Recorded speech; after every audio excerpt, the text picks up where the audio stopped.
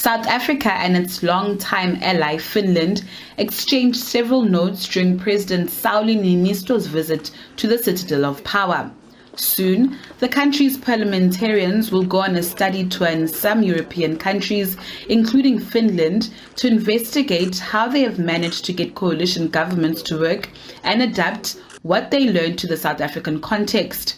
President Ramaphosa says a lot can be learned from Finland, where coalition governments have become a norm. Where the majority party has won more votes, it should behove on that party to then decide to form a coalition government, which we have always done. So we have deep experience. It is at the local level where there is a great deal of instability.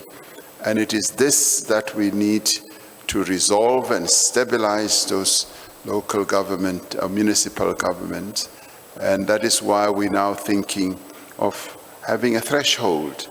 If you have a particular threshold where your support level goes beyond that threshold, that you can then be part of a coalition government, so that there is no instability.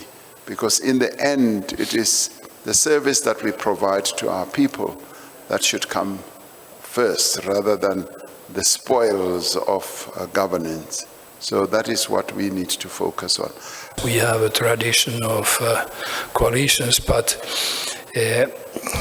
on the other hand, we have to keep in mind that our model, which goes over the line left-right, is not familiar in other Nordic countries. Relations between the two countries have grown since 1994. Finland has invested over 2 billion rand in new investments in the last 3 years. A great deal of work is already happening in this regard.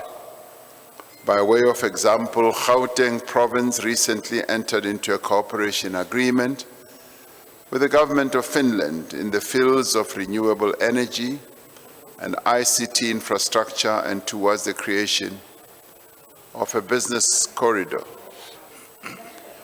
We have agreed to expand Finnish-South African cooperation in the following fields: water resource management, early childhood development, as well as out-of-school youth and adult education.